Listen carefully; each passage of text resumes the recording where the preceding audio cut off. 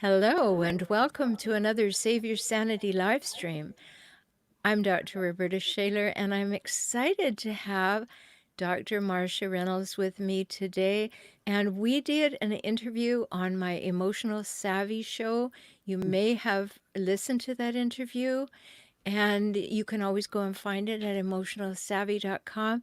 And we talked about self talk and we talked about a lot of things. But I always like to invite people back, as you know, so that we can see what's hip, current, and trendy, what's going on in their minds, what they've learned since the last time that we spoke. So we're going to do that today. And we're going to be talking about this topic, how what you say to yourself helps you keep your cool and feel in control. So welcome to the show, Marcia. Thank you so much. Well, it's exciting to know that we have some power over what's going on in our life. And sometimes we don't realize the power of the self talk that is running in the background, do we? No, we don't. And especially the more emotions we have, the more we're likely to fool ourselves and make things up. Well, yeah, and immediately you talk about our feelings and the stories that we tell ourselves and all that that's going on in there. And so we do make stuff up. So say a little bit more about that. Well, I love the Einstein quote. He says, "A reality is an illusion, although it's a very persistent one." And so we don't even stop to look at that everything that we're making meaning of in the world, we're kind of making it up anyway. So what happens when we get really attacked by stress and uncertainty? Like, Is no. it exactly is we start going to creating the worst case scenario because it's a protective um, function, right? Oh, I have to protect myself. And so the brain, says, okay, well, here's the worst that could happen. And so we have to be prepared for that. And then we sit around and we have a hard time, sleeping because of all the what ifs are coming up in our brain. And so we tend on the negative side of the stories that we're creating and living by without recognizing that some of those stories just aren't true and won't come true.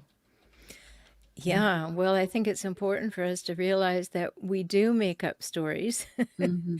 And then we start believing those stories. And even if we don't believe the stories, we start responding to those stories We do. or even reacting to them as though they're true. Yeah, absolutely. Absolutely. There's a tombstone in Tombstone, Arizona that said 90% of what killed me never happened. And so we sit around and we believe our stories, and then we get angry with people who don't believe our stories, Yeah. or How trying to dare tell you? us, yeah, to think differently. It's like, well, but you don't know. Well, I think we're very good at that. I mean, we can take a very clear example.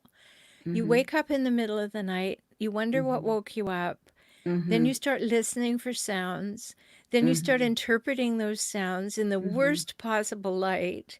Then you start, your heart is racing, your mind Mm-hmm. is racing, you're grabbing your phone, what do I have to do? And then eventually, the cat comes in. Exactly. Like, oh, okay. Although I have to say, the opposite happened to me last week. I woke up and I heard this noise, and it sounded like newspaper or something. And so I said, "Oh, Carl must be still up." And I went back to sleep. And it turned out it was a raccoon tearing open the cat food. Well, there So you go. I might have woke up and said, "Oh, so what's the story I'm telling here?" And saved $10 worth of cat food. Or enjoy the fact that you made one raccoon very happy and Very fat. happy. Fat and happy. Yeah, because Right. So it's that it's Roberta, it's also how we interpret the stories. So yeah. there may be some truth to story. A lot of what's happening right now, there's truth to some of the awful things. but it's how we interpret the truth as terrible, that it's um, I lost my job and so I will be devastated, instead of saying, well, I lost my job, so now I can maybe create this thing I've been putting off for years. Mm-hmm. Yeah, and really, that's what we call, that big word that is so important for us to remember, which is this one. I mean, at any moment, we can do a reframe. Like, okay, Mhm. this was the story. I've Yeah. got it framed in the negative. Mhm. Ain't it awful? The world's a terrible place and going to Mhm. hell in a handbasket. Or I Yeah. can say, oh, this is the breath that I was waiting to take in order to Yeah. think through something. Or, in my line of work, people are spending more time with their significant others, Mhm. and they're finding like, oh, I always thought it would be delightful to be at home 24/7. Not so delightful as I had Yeah. hoped. And Mhm. so, the stories that we tell ourselves, and then we have to deal with the reality. I Mhm. was laughing at one of the Facebook graphics I saw the other day. Was a woman looking out the side of her eye at her husband. I guess they were watching TV, and the caption was, "Could you blink more quietly?"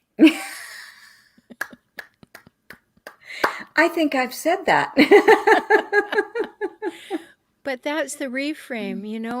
I Yeah. remember years ago, I was working with a client, and she was a little OCD. And so she would clean the house all day. And it was back in the day that she had a shag carpet still. So Mhm. she'd rake that carpet, get it all beautiful. Then her children would come home from school, and she said to me, "They just destroy what I did all day. They just destroy it." And so I Mhm. said, in the spirit of reframe, I said, would it be Mhm. possible that the Yeah. next time the children come in from school and you see their footprints across the shag carpet, would it be possible for you to take a breath and exhale and say, oh, the people I love are home? Mhm. Right? Yeah. And so taking control of our mind and the talk Mhm. that we are inflicting on ourselves. And sometimes it can be extremely empowering, and sometimes Mhm. it can be disempowering. But to be Mhm. able to reframe, okay, I just did that carpet and I made a Mhm. beautiful place for the children to walk. Now I see their footprints. Ah, they're home, is a whole Mhm. other thing than nobody cares how hard I work, Yeah. right? Well, Roberta, it's so true that we get. I always say the beliefs we're holding about a situation. So in your story, it was they're coming in and they're not appreciating what I'm doing and they're destroying it. Uh, and the beliefs and then our assumptions about the future. They're going to come in this afternoon and they're going to do the same thing they always do. They never listen to me. Okay. So our beliefs and our assumptions hold these stories together. I say they calcify the Mm-hmm. stories, and they hold them in place. And it's not easy for us to reframe on our own. So by you making the request, could you consider this? With somebody who trusts you is very helpful. Or in coaching, I'll lay out the beliefs and assumptions. So here's what I say you believe, is why they're acting that way, and is there any other reason for what they're doing, or could you put another interpretation on their actions? So it's the same thing. I'm just asking them to see, can we reframe the situation? Is there anything else that you could see? Mm-hmm. Or when we look at the assumptions in the future. So I hear what you're saying is that it's going to be awful for a long time. Well, things have changed and will continue to change. I'm wondering if we could find any other pathway through the change that would be useful for you. So asking Right. people the questions that make them stop and consider maybe there's another way of looking at this is another way of reframing, which Mm-hmm. is a great gift that we can give to people because everybody's stuck in their stories right now. Oh, yes, and polarizing in their stories as well if you get to the social media world. Mm-hmm. So the polarization is just like, oh, you Yes, can feel the pull, can't you, Marcia? Like, absolutely. no, it's way over here. You're wrong. It's way over here. And it's just Mm-hmm. going back and forth. And, I've had such fun the last week releasing people from my friends list Right. Well, because, we get our who we think we are so wrapped up in that opinion.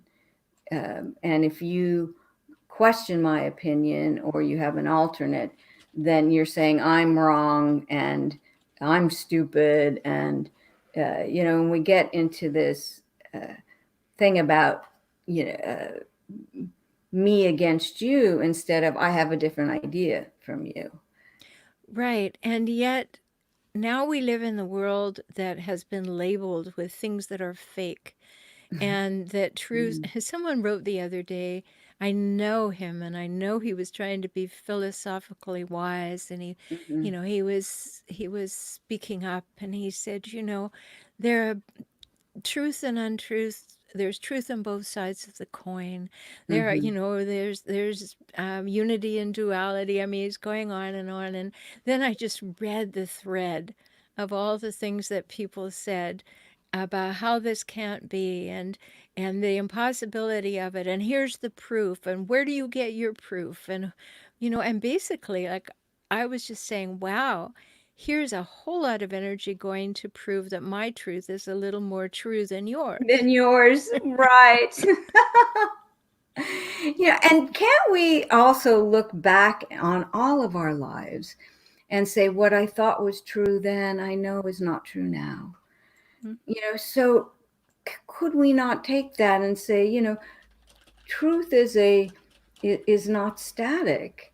As we have more experiences in life, we recognize that other things are really true, and that wasn't the whole story. Well, I think that that's a really good point because, um, oops, so I just wanted to bring this up for you. I Mm-hmm. mean, what you just said is that I think it's important for us to realize that we can change and grow. We're not Mm-hmm. static, and neither Mm-hmm. is the truth. Mm-hmm. There may be some things that are static for some people. They may have a Mm-hmm. belief in something that Mm-hmm. is the basis of their worldview. Mm-hmm. So I'm not suggesting that everything has to be dynamic, but Mm-hmm. we are allowed to grow beyond it. Like Mm-hmm. someone said to me today on a call, he said, well, I was this way. And when I changed, my Mm-hmm. partner said, no, that's not who you are. You're not the person I married. And when someone says that to me on a call, Marcia, I get excited and go, great. And the person always goes, what do you mean? What do you mean? Well, I hope that we're not the person that we married 20 years ago. Would you really like to be like 21 in all your thoughts and feelings and Yeah. responsibilities, accountabilities? No, but why is it that an opinion has to be the same or a Mm-hmm. worldview has to be the same? Mm-hmm. And so to get back to the self talk, Mm-hmm. the way we spoke to ourselves when we were 15 is probably, hopefully, vastly Mm-hmm. different than it is when we're 35. Right. Things have changed. And I want to make a distinction between a belief and a truth. Hmm. That most of what you're talking about, it's my belief right now. And some of these beliefs are foundational to me. So let's take like religious beliefs. Are they true or not? We don't know. Um, but it's an important belief that I live by. And I honor people's beliefs, whether they're the same as mine or not. Mm-hmm. I don't honor it when they say it's truth and I must also believe it.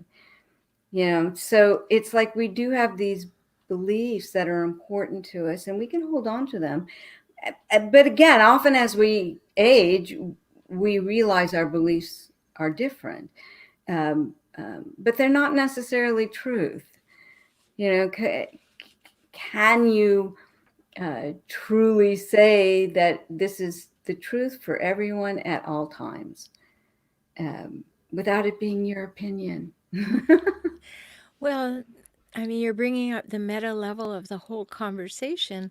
And Mhm. remember, if you're listening to this, you're welcome to ask a question or join in by typing to us. We'll definitely get to that. And if you're listening to the replay, we will go into the comments. So feel free to comment too. But I'm so glad that you brought that up because there is such a distinction between a belief and a truth. You know, I was out for a walk the other night and I walked by a couple of women that I walk by frequently because I walk in my community.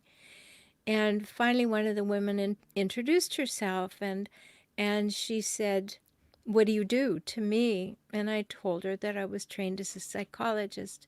And she immediately pulled back and she said, "My Lord is my psychologist." No. And I thought, okay, Yeah. but I could see that the stance was Hmm. like, oh, she said volumes with that short sentence. Yeah. Yeah. Volumes. And I Right. thought, I'm not going to pursue that conversation with her just now. I just got Yeah. so much information from that. And, Hmm. and, um, it's important to make that distinction between a belief and a truth. So, would Yeah. you just say that again so that people can Hmm. truly get that? Yeah. You know, I want to just also remark though, when you said, and the emotion she used was even a defensiveness. Oh, it You know, was. it's and so it's like, what, when we have a belief that we feel we need to defend, then I would even question that more. Is that just your belief, or is that honestly a truth for everybody?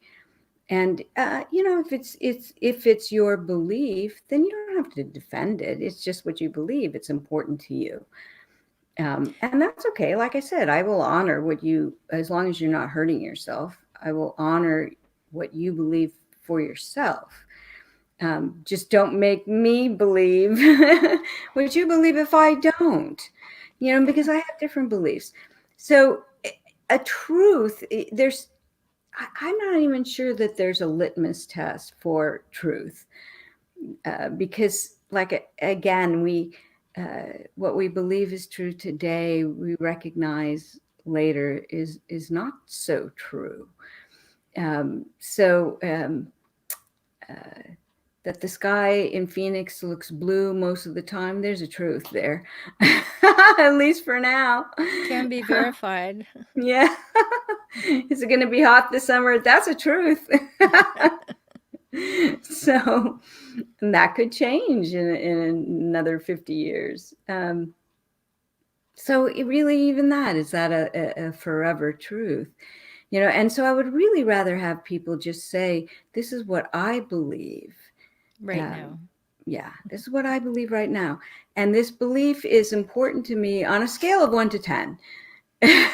You know, because I think, um, another thing I want to go back to, when you were talking about, you know, right now we're on edge, it's affecting our relationships. Um, and we start to pick on people, and to step back and say, so what's the belief I have going on right now? Or is it that I'm annoyed that I'm stuck in the house? You know, what's really the belief underneath my thoughts and actions? Mm-hmm. And I think that that's an important place for us, again, not just to ask ourselves, because it's hard for us to pull it out, but to help each other, you know, and not get mad at someone, just to say, here's the belief I hear you saying. Okay. And it sounds to me as if that belief is important to you. Um, how important is it? And, you know, how, I hate to say, and how do you know that to be true? But where did the belief come from? You know, there's an educational reformer, John Dewey, who I use a lot of his work. And he said, when we reflect to people their stories, their beliefs, their assumptions, um, oftentimes we recognize the beliefs are inherited. Right. I Or love that word, inherited belief. Yeah, and because you say, well, where did the belief come from? And it's like, well, my mother told me. Well, where'd she get it? My grandmother told me. And it has, wherever it came from originally, like the story about the woman, the child that asked her mom, how come you cut off the ends of the ham and put right. it in the pot? Because my mom did it. Well, why did she do it? Because her mom did it. And then they went back to find out from the great grandma, why did you do it? She said, well, the pans were too small back then. We had to cut off the ends. Yeah, So exactly. the belief has no substantial, has no substance now. But if we don't stop and truly look at what is the belief I'm holding about this, is it serving me right Hmm. now or not? I think that that's an important question we can help each other with. Well, I think so too. And I've written often about our beliefs being inherited, adapted, or adopted. Yes. Oh, When very nice. when we wrote Soul Solitude, Charles Anderson and I wrote Soul Solitude, taking time for Mm-hmm. our souls to catch up. Where did these beliefs come from? Mm-hmm. Like that urban legend that you talked about there. Like, I don't know why your mother cuts off the ends of the ham, but I know that I only had one pen and that's what I had to do to make it fit. But Mm-hmm. all of a sudden it became the way you do the ham. Right. And that examination, that willingness to say, I don't know, let me inquire. Right. Because so many things are inherited, adopted, and adapted from things that were told to us even before we had the rational linear thought, before the age of 7 or so, when the parietal and prefrontal lobes come into play and we Yeah. start getting logic and Right. and all of that. I mean, there's a whole lot of stuff that's in there that just comes from that place of, well, I kind of picked it up in the ether and Yeah. I so, then we get back to Yeah. an unexamined life is not worth living, if we're quoting the Mm. greats, right? And Yeah. so being willing to examine our life and to say, well, where did I pick up this belief? Why am I chopping off the ends of the ham? Looks like perfectly good ham that someone we could eat. But no, it has to go in the garbage because that's the way we do it in this family. It's bad for you. It'll make you sick. Something Right. awful will happen. Yeah. Yeah, yeah. Well, that and when you take it deeper, the roles we play out in life, um, it's so interesting, and we tend to judge people if they don't hold these same standards. So like a really awful thing happened to me when I lost my ability to have children when I was 26. Mm. And when I went into the hospital, as they were wheeling me in, the nurse said, "Oh, I'm so sorry for you. You'll never be a full woman." Oh, oh. And but I hear those words today. It's like my, I was, there was a lot of grieving and sadness until I took on the belief that, oh, I have some other things to do in this lifetime. Right. Reframe. Reframe. And I've had people say, well, the whole world is your children. you know, Oh, don't you love that? Like, yeah. let me not address the fact that you're going through something or you're having a feeling and I don't know what to do with it. Let me give you the panacea. There's lots of people who can't have children, Marcia. What makes you so special? Yeah. You know, Oh, it's so, yeah, right, right. We're not looking at the human in front of us.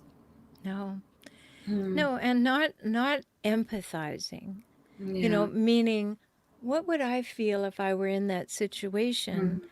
And let me ask them if what I'm thinking has anything to do with what they're feeling. Yeah. But we're not good at being with people. And sometimes we're not And so their good at emotions. being, no.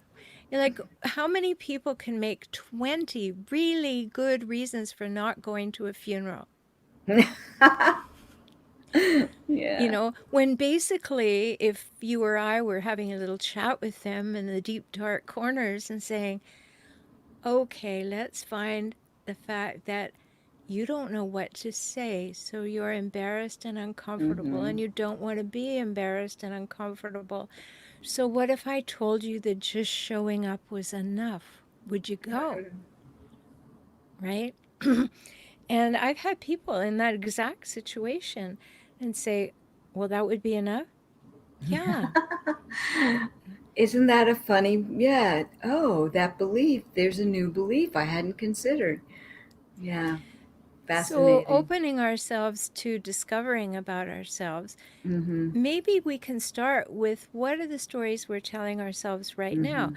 I mean, I often use this example. I think I used it in one of my books, and it said, just think about walking alone down the middle of an indoor mall, and your mind is going, whoa, that's really pretty. Oh my goodness, who's got those decorations out this long before Christmas? Oh my goodness, if she can get a man, anybody can get a man.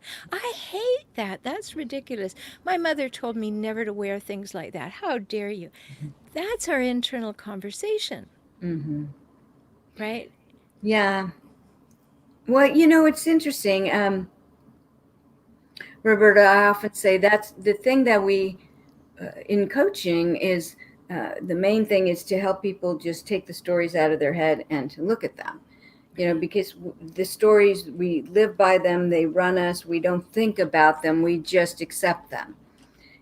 But if I just say, so tell me what's going on, how do you see this situation? And just summarize back. So this is what you're telling me, is that right? It starts to pull it out of your head, and you're like, oh, is that what I said? Is that what I think?